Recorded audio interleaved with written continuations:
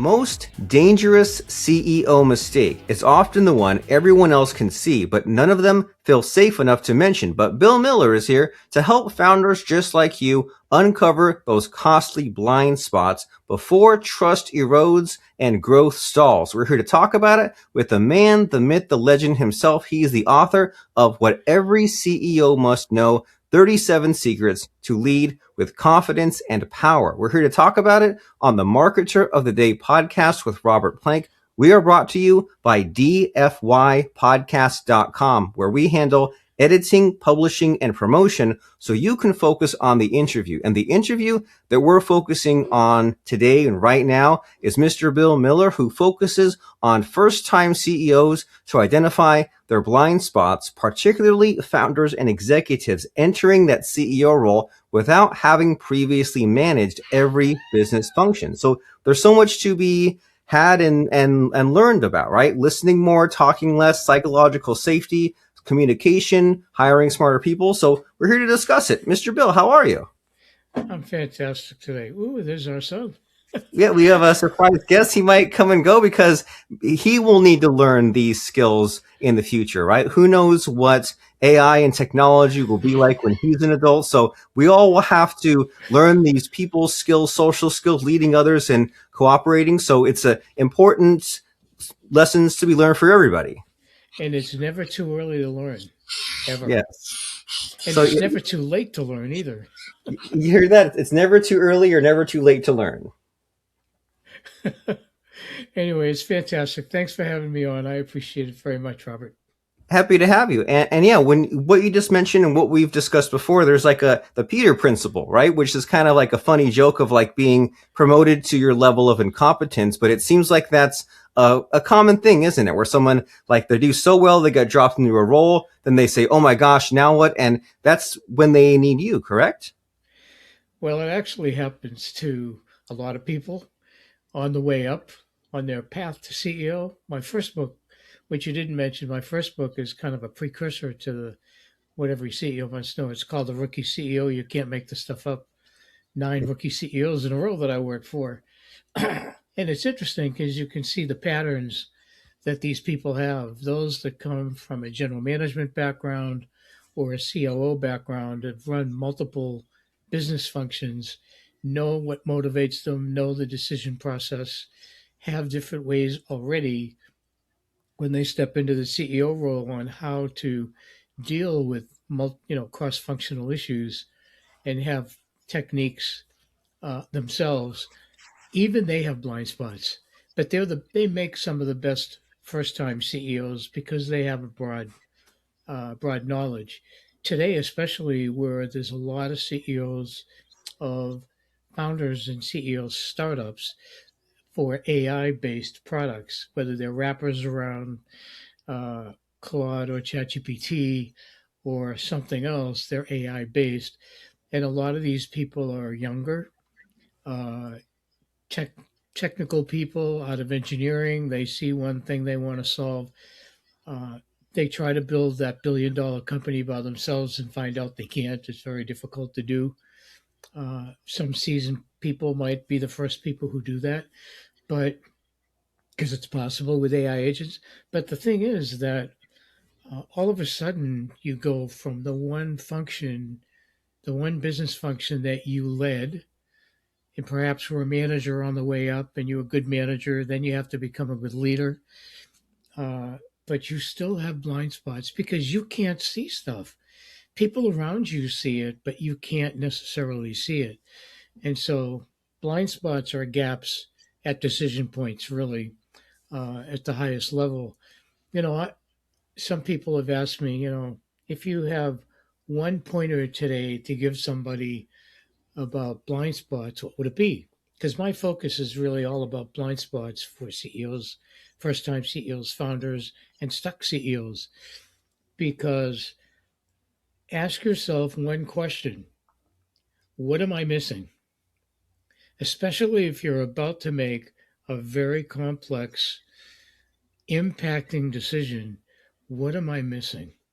Hmm. And if you want to use ChatGPT or Claude or Perplexity or any of the AI tools that know you, ask that question. You know, type in the situation in a generic way is fine, with as much detail as possible, and say your perspective, and then say, what am I missing? That is the one tip that I would leave for somebody on how to, you know, how to try to address the blind spot. I have different ways to do it. I have, came up with, if you think about it, I've been an executive for almost 40 years before I left the corporate world, plus, almost 6 decades in technology, working my way up myself. And the thing is that I've seen almost everything there when you think about it. I've seen it from below, I've seen it from the number two seat, I've seen it from the number one seat. And when you have a seat at the table with investors and boards of directors and peers, you start to see that all of these leaders are pretty bright. The intelligence is not the issue, but ego is. Ego is one of those challenging things. It feels like a strength, but it's a trap. You know what I mean? You know what I'm Yeah. saying? So, some of the biggest challenges that CEOs have, they come in with preconceived notions on how they make decisions. I've written about this in the past. There's automatic decisions. Yeah, yes, no, maybe, because you have so much in your head. But then there's complex decisions that could have a huge impact on the business, on your life, on all your employees' lives. Those are much more complex. You should take a little bit more time. Uh, and and on a weekly basis, what I started decades ago on my way up the ladder, and I still use it to this day, is every week. Friday has always been my administration day. I catch up on emails. I catch up on callbacks. I read the email that I put into a hot folder, something like that I didn't address earlier. Say I'll get to that, and I created this thing that I call the mirror meeting, and it's with yourself. And if you stay up with it every week, you can you can do a 15-20 minute meeting and say, what did I accomplish this week? What did I miss this week? What did I not do? Who's waiting for an answer from me? And you go through these things that where you are, just a typical administration task. But a lot of people don't do anything like this because they think they do it all the time automatically. It's a Right. reflection point with yourself. And so one on one with yourself, think about it that way. And that's when you start to look at what did I miss? Something that happened. And what am I going to do about it next week when I come back on Monday, whether it's in the office or if your team is remote, it doesn't matter anymore because you can use Zoom or Teams or whatever your tool is across your company. And you have to use something like this to be able to reflect on where in the heck are you. You have to be honest with yourself, and then you have to ask yourself the most difficult questions and not be afraid to go to the next level. Another thing that I've talked about is and written about is I believe this is my number. I don't have any professional number that this is sourced from. It's mine personally after 40 years of working very closely with CEOs, being the number two person, is that 80% of all first time CEOs have imposter syndrome at some point. They don't give that they don't they don't typically show that to their team or to their partners or to their investors. They don't do that. But when they get home, if they work in an office and they're driving home, or if they're traveling and they're in an airplane or in their shower, whatever it is, or when they wake up in the morning, you're thinking about the day, they have imposter syndrome. They say, how did I get here? What am I doing? I have no clue how to take this next step. And so I try to help these people form new routines and techniques that are very simple to get themselves from point A to point B. I created the CEO Navigator system that I'm still in the late end of beta on. I'm testing it out with several CEOs, and I ask them 20 questions. This assessment is free online. on my beelinebill.com website. And there's 20 questions, takes about 5 minutes. If you answer honestly, then it'll point out to me with the tools that I've created, it'll point out to me the two or three areas that you need the most help. And I will write a report. If you give me your name and email address, I'll send you a report within a day or two uh, after I assess all those things. And it's based on 40 years of being in the trenches and doing the job. It's not theory. It's not management leadership books from one person or some group that just put it together. It's from somebody who's been there with many first-time CEOs and founders. I've been in multiple startups, uh, both Silicon Valley, tier one venture funded and privately funded on the East Coast. So I've been in those companies, plus multi-billion-dollar multinational companies. And so all of my experiences, and I love to write about stories and use stories to give examples. And my philosophy in my books, especially the 37 Secrets, these are things based on real stories. Many of the stories in that book are directly from the CEOs themselves who were willing to share the biggest mistake they made, how they could have avoided it, how they recovered from it, if they recovered from it, and how they move forward. Because not every mistake is recoverable. So it's like driving off a cliff. If you Right. Sometimes it's too late. drive off a cliff, that's not recoverable. And so Yeah. think of it that way if you envision that. So my goal is to help people. I'm later in my career, so later in my life.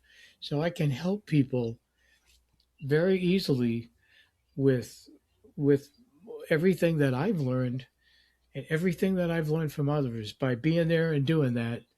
And then I share all that, and a lot of the CEOs that I know really well have shared their stories.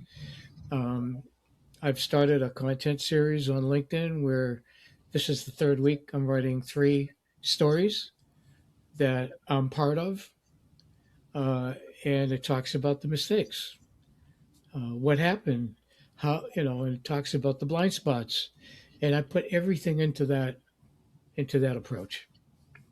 Well, very cool. So stories are so important, right? To pass on what you've learned, to convince others of your idea, and also the story that you tell yourself of what you can or can't do, or the excuses or the reasons or the excitement or the discipline. And I think that this mirror meeting idea is really cool, right? I think it's very needed because I'm more organized than I was when I was younger, but some weeks I feel guilty that I haven't cleared out my inbox, or that sometimes someone's waiting on me for something for 2 weeks, and then there are people that have it really dialed in and they're just like on the spot, such good communicators. So I'm always looking to tap into some of that energy. And when you tell a story about these people that they failed and they recovered, or maybe not, like you get a real feeling of a real human, and it's like, oh, that's more of a person I want to gravitate towards more. And so you have these 2 books with lots of stories,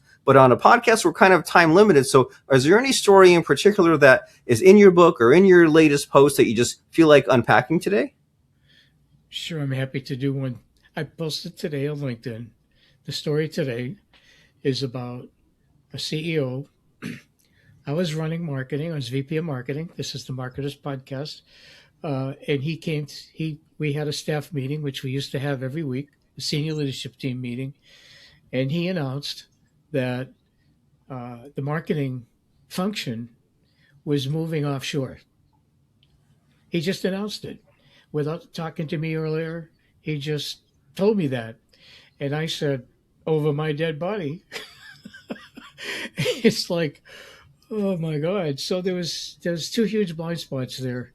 And if you read that post on my LinkedIn, you'll see. But basically, the first blind spot is, and every CEO has this potential to make this. Don't do an announcement publicly before you actually talk to the people, or the leader, the person that's going to be impacted the most.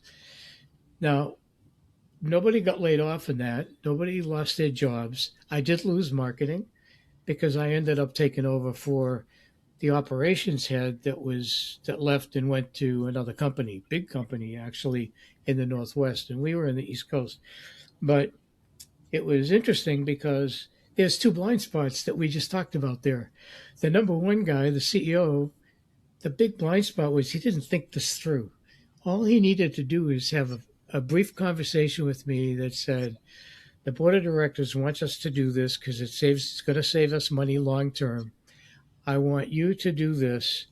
I want to move all these people over to these other functions, and this is what we're doing and why. That's a 5-10 minute conversation, maybe 15 if I ask a lot of questions. But like how are we going to transition? But instead, in front of everybody, instead of me saying, "Can we have an offline discussion?" I immediately said over my dead body, Yeah. blind spot number two, that was mine. So there's two blind spots there. Mine obviously was the second in command at the time because we had been together for many years, working together, but and we knew each other pretty well. But he still kind of screwed me over in that blind spot, so by not talking to me earlier. So I wrote that story today. Uh, that kind of thing could happen to any CEO, anywhere, anytime, because everybody's making reorganizations and restructures. If you're going to impact somebody, talk to them first. Just have a brief discussion. It's not that difficult. If Hmm. you think it's going to be a difficult discussion and you don't want to have it, you shouldn't be the CEO. That's my opinion. You have to be able to do that. Now, look, not every CEO has that blind. Not every CEO has that one because it's something you do learn early in your career as a manager on the way up the chain. But CEOs get caught up. The board of directors or the investors call the CEO, say, "I want you to do this right now," and you don't, and you have this upcoming senior leadership team meeting, and you don't have time to find everybody involved, and then you want to announce it. Instead, you should wait until you talk to everybody, even if it's 2 hours or 4 hours or a day. You got to wait. You got to talk to people because you can impact so many people's lives. You can impact your relationships and you can really hurt the company. This particular one had such a huge impact on the company. Yeah, it impacted me. It took me out of what I love to do. And I had to run operations for the first time in my life of a little manufacturing company. But, I certainly have worked with manufacturing over my career as a product manager. So I know quite well the entire process from start to finish and product introduction processes. I've written those manuals in the past. I know how to do that. So it's easy for me to make that transition. But think about now if think about the other employees. The engineers are saying, if he's moving marketing offshore, are they going to move engineering offshore? Hmm. It just it had a huge impact that took many, many months, if not a year, to get everybody back okay and not worried about themselves or not worried about the company. But there was a huge momentum loss there in that one huge blind spot. That's just an example. Yeah, and Another that's a one good that one. really, go ahead. You have a Of question? being a little careless, right? He maybe didn't anticipate well the reaction or the thought, the runaway thought process, especially when everyone's putting their heads together, like, oh, what else might this lead to? And it wouldn't have taken much time or effort or a little bit of waiting just to do it with more care. Yeah, I mean, if he did it really right, think about how to do that right. Is you have a senior leadership team meeting and you tell the team, we're going to make some changes and it's going to involve a lot of people. I'm going to talk to you guys one by one on how it impacts you and your team, and then we'll have the the full senior leadership team meeting, our weekly meeting, something like that, where you tell people something's coming, then you go meet, have your one-on-ones with them, and a one-on-one can take 5 minutes. It doesn't have to take an hour or 45 minutes or 30 minutes, whatever the CEO's typical methodologies are. I've read Some CEOs post on LinkedIn that says, "I don't believe in one-on-ones." Okay, that's fine. They've chosen not to have a direct line. They'll just talk to their people when they want to talk to them. I don't. I'm a one-on-one guy. Always have been. I liked when I had them with my boss. In some companies, I had skip level one-on-ones where I would meet with their boss.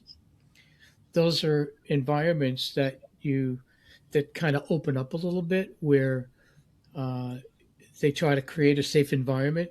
Unfortunately, it's not. It's a fake safe environment, but they try to create it. It's I give the company who does that an A for effort. Okay. It's hard to do that because business conditions just change. They can change overnight. They can change in a quarter. It depends if you're in a public company, private company. All of those things have an impact. But having the mirror meeting with yourself every week helps you set priorities, helps you take a look back at what happened this week.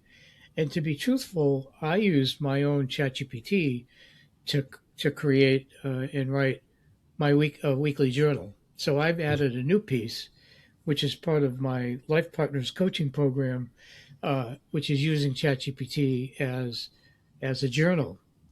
Now she proposes people do a daily journal.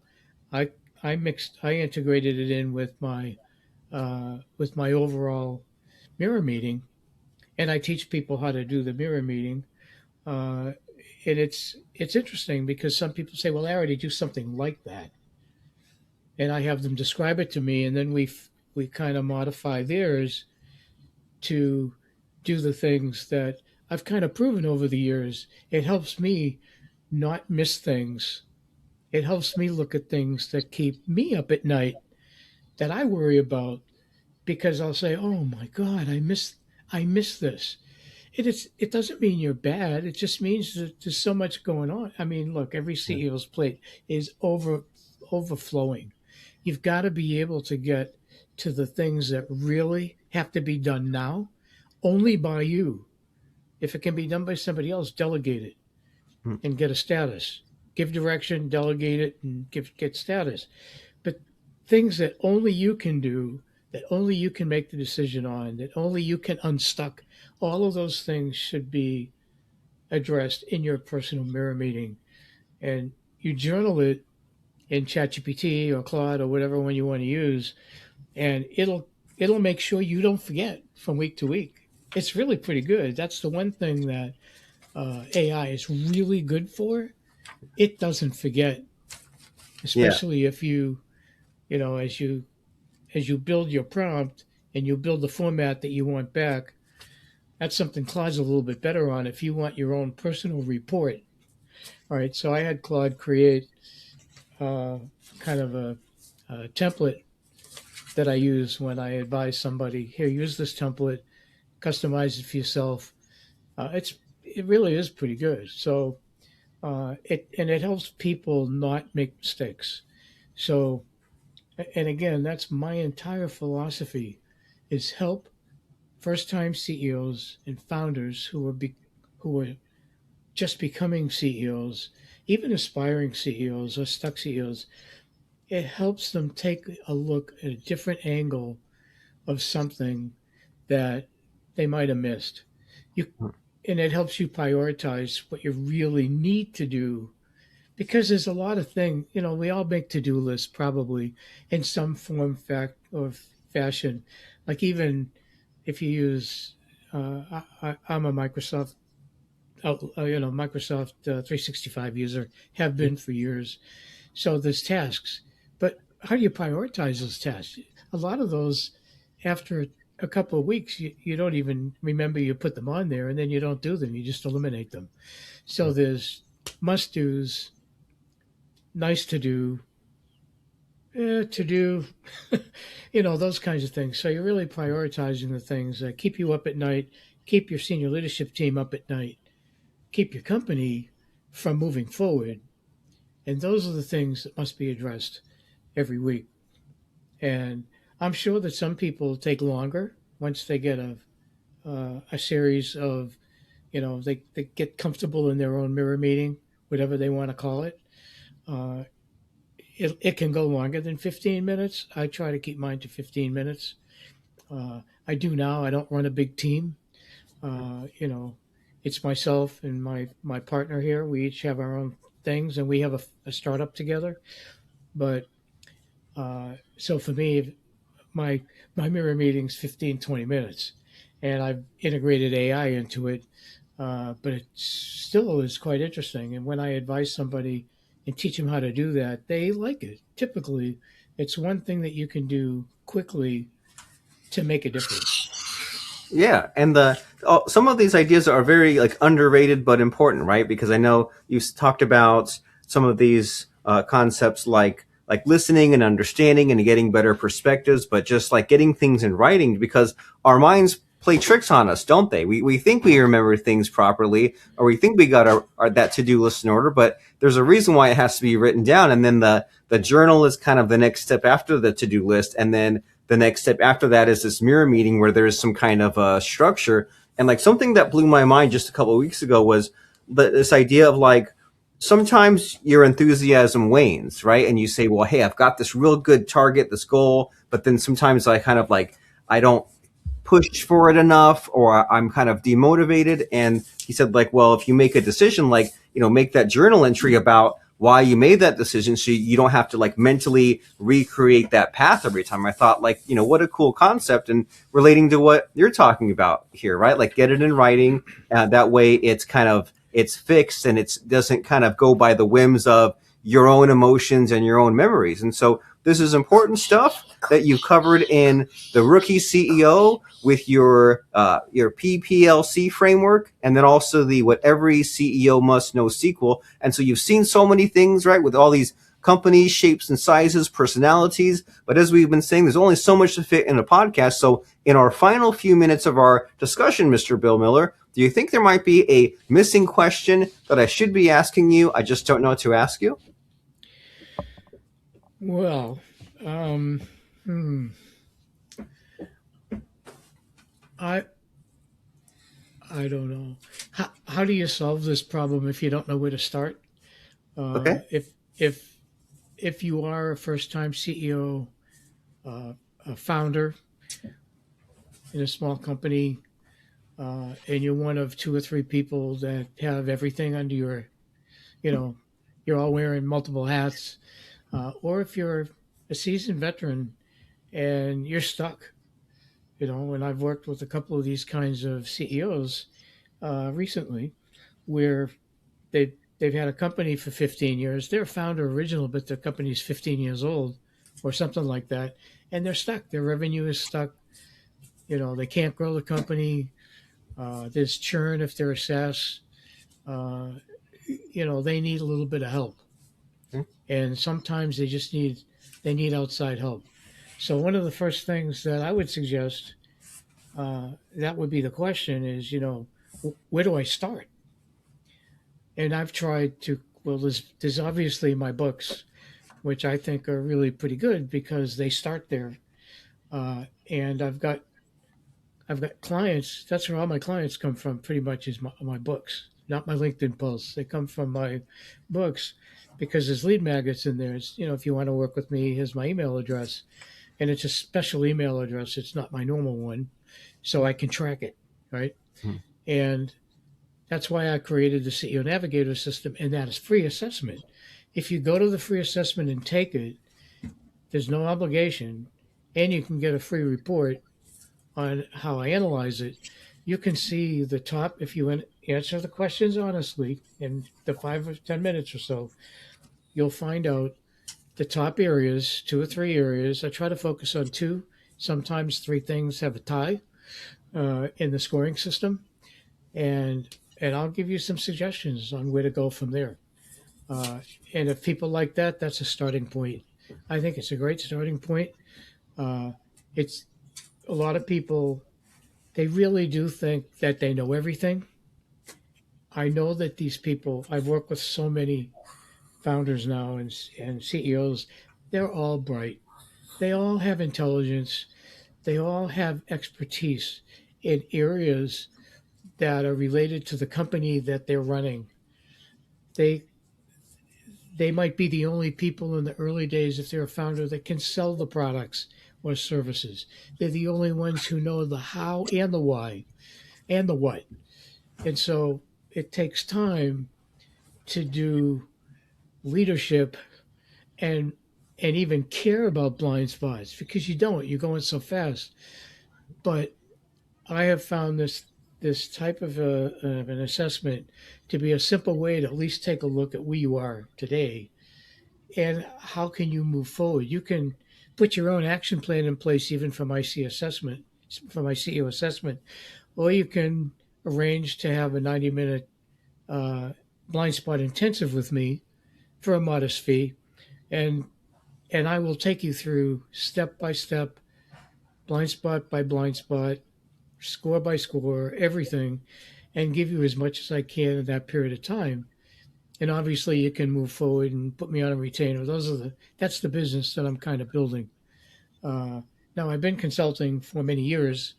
Uh, I've I hung up my shingle 2011 in between jobs when I got laid off, which many people did as a senior person. Uh, After an acquisition, last day of change of control, that happened to me, and I started consulting. All of my consulting, because I've been at the VP level, is with CEOs. So, and two of those gigs turned into full time jobs for a while. But the whole thing is that's where you start, and that is my approach to that. And there is a way to start, and there is a way to continue. So that would be the one thing. Where do I start? Would be that question, and I Yeah. answered that.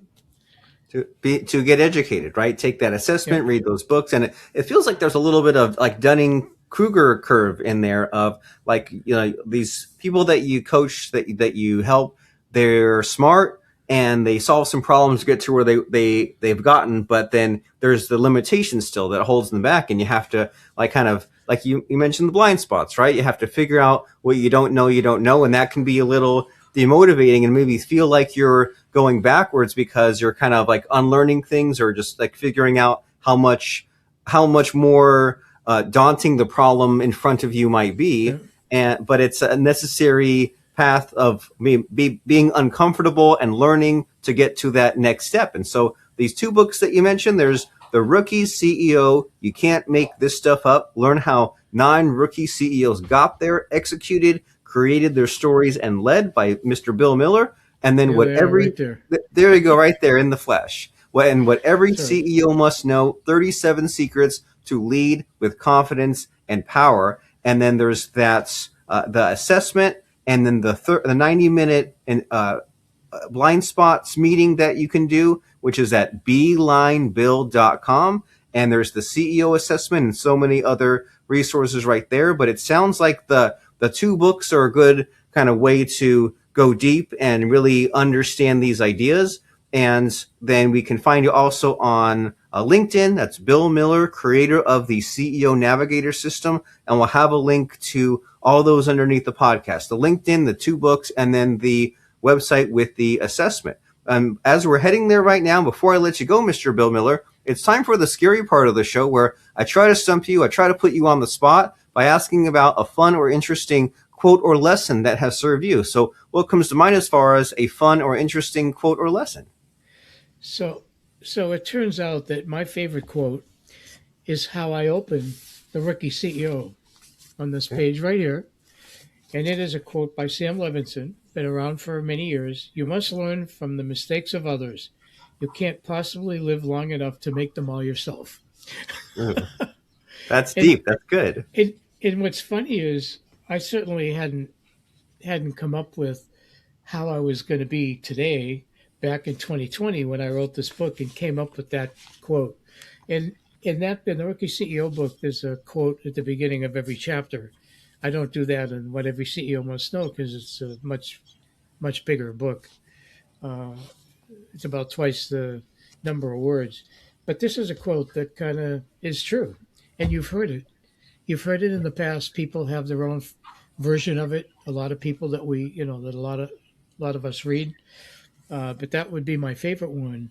And then I have my own. I have actually put together from my books uh, quote quotes that come directly from my books and from my podcast meetings, and I've tried to put a list of those together. And I used one of them already today, and that is ego feels like strength, but it's a trap. Yeah, that's a good one. That's me. That came from one of my books. Your decisions define your destiny. So I have a lot of these things that come directly from my books, and I love to openly share. So those are some of the things that really have impact on me. And there's so many, but if you look when you go to my website, you see, you can't fix what you can't see. Yeah. And as the CEO, you got to fix everything. You don't have to fix it yourself, but you have to know how to get it fixed. And you can't fix it if you can't see it, but people around you do. Hmm. They So can there's see it, they can tell you about it, and then you can work together on the solution. So that's kind of how I see it.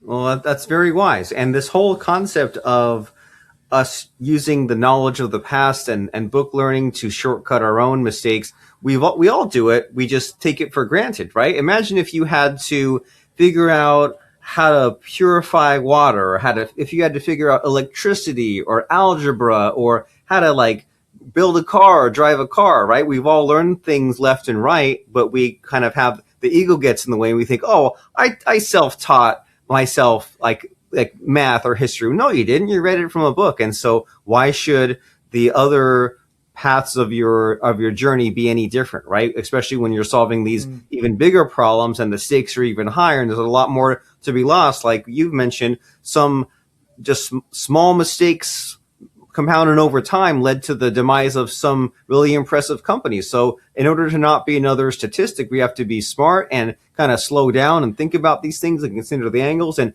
get help from others. And even picking up these skills, we don't have to do it alone. We can learn it from the source himself, Mr. BeelineBill.com, creator of the CEO Navigator system, because the smallest blind spot can destroy the biggest vision. And Mr. Bill Miller helps founders and first-time CEOs improve judgment, uncover blind spots, make better decisions, and lead with confidence and clarity under pressure. So you can go to BeelineBill.com, take that free CEO assessment, check out the Blind Spot Intensive, dive deep into his books, find him on social media and so much more. And thanks for the education, Mr. Bill Miller, today. I feel like I've got like 10 different ideas I need to go write down, and I especially need to block out time on Friday for that mirror meeting to kind of put those ideas into reality, make some plans. So thank you for being very generous with your time and open with your ideas. I'm very grateful.